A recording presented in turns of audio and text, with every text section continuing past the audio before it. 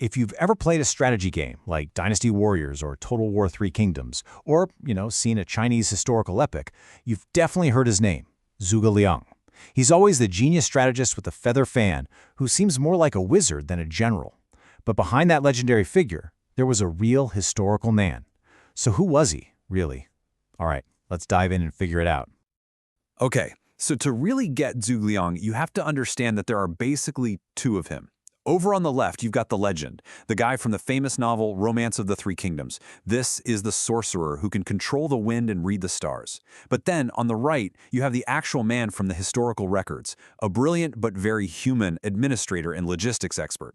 And that's what we're here to do, separate the incredible man from the unbelievable myth. So our story really kicks off in the year 207 AD. You have this wandering warlord, Liu Bei, and he's basically hit rock bottom. He's desperate, but then he hears about this brilliant young recluse, Zhuge Liang, living out in the countryside. He goes to visit him, not once, not twice, but 3 times. And what he gets for his effort is a plan that will literally change the course of Chinese history. And get this, before he even agrees to join Liu Bei's cause, this 27-year-old nobody lays out what's now called the Longzhong Plan. This wasn't just some battlefield advice. It was a complete geopolitical vision for how a landless, wandering warlord could carve out his own kingdom and create the three-way power struggle that we now call the Three Kingdoms period. He basically predicted the future. The sheer foresight here is just staggering. Okay, so step 1, seize these 2 specific resource-rich provinces to build a secure home base. Step 2, and this is key, don't try to fight everyone at once. Make an alliance with the warlord Sun Quan in the south to counter the huge superpower in the north, Cao Cao. And then, step 3, wait, be patient. Then, when the time is right, launch a massive pincer attack from both your provinces to reunite the empire. This wasn't just a suggestion. It became the exact blueprint they followed to create their kingdom. Now let's jump to his most famous moment, the legendary Battle of Red Cliffs. Because this right here, this is the point where history and fiction just completely go their separate ways. It's where the brilliant statesman gets swapped out for an all-powerful sorcerer.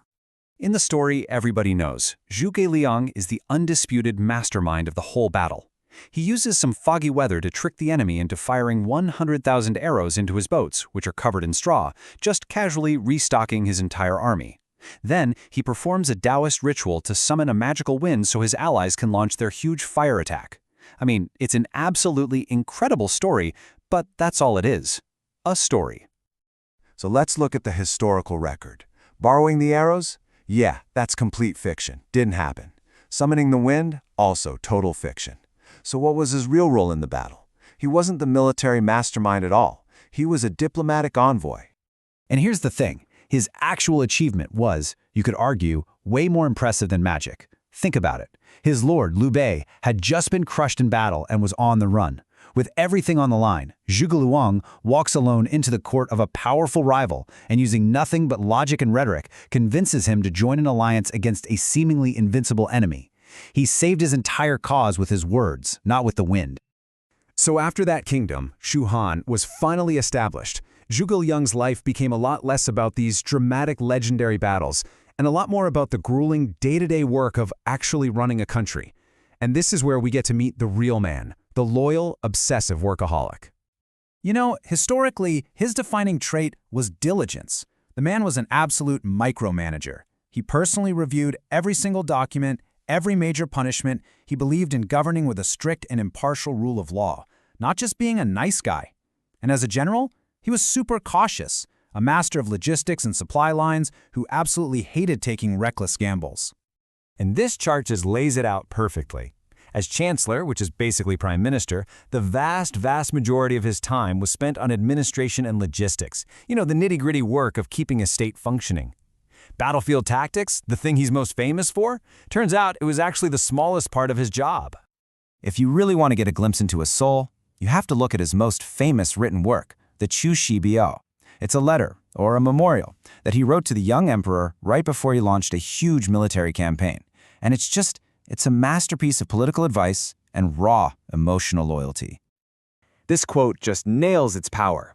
The letter lays out all his reasoning, his fears for the young ruler, and his undying devotion to the state and its founding emperor, his friend, Liu Bei.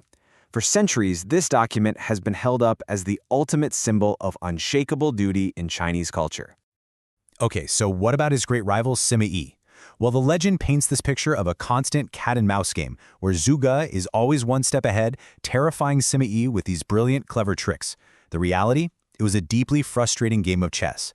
Sima Yi was smart. He knew his kingdom was richer and had more men, so he just refused to fight. He adopted this turtle strategy of hiding in his fortress and just waiting for Zhuge Liang's limited supplies to run out. Which brings us to this fantastic and totally true historical anecdote. Zhuge Liang got so frustrated that he sent a box to Sima Yi's camp. Inside, a set of women's clothing. He was basically calling him a coward, trying to taunt him into coming out to fight. But it didn't work. Sima Yi just laughed it off, understood the strategy, and refused to be provoked. So that leaves us with the big question. If the real guy was a cautious administrator, why on earth do we all remember him as a wizard? Well, the answer really begins with his dramatic, tragic end, the event that cemented his legend forever. So it's 234 AD. He's on his fifth and final northern campaign, and once again, he's stuck in that same old stalemate against Sima Yi's defensive strategy.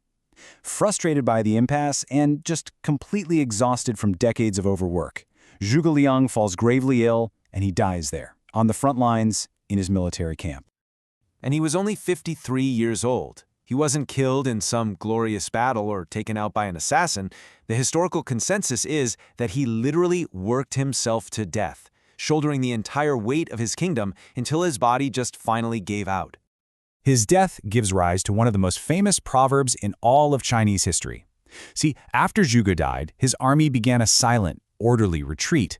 Sima Yi, always cautious, suspected it was a trap and decided to pursue them. And the story goes that the retreating army just turned around a carriage that was carrying a life-sized wooden statue of Zhuge Liang. When Sima Yi's vanguard saw the figure, they totally panicked, thinking he was still alive and had lured them into an ambush, and they fled. His reputation for genius was so powerful that even a statue of him could win the field. And that right there is why the legend is so powerful. The myth of the wizard endures because the reality of the man was so genuinely extraordinary. His loyalty was absolute, his effort was truly superhuman, and his strategic brilliance was so profound that all the later stories about him summoning wind and tricking the heavens, they just didn't seem like that big of a stretch. So I'll leave you with this question. When you really strip away the myth and look at the man, who do you find more impressive?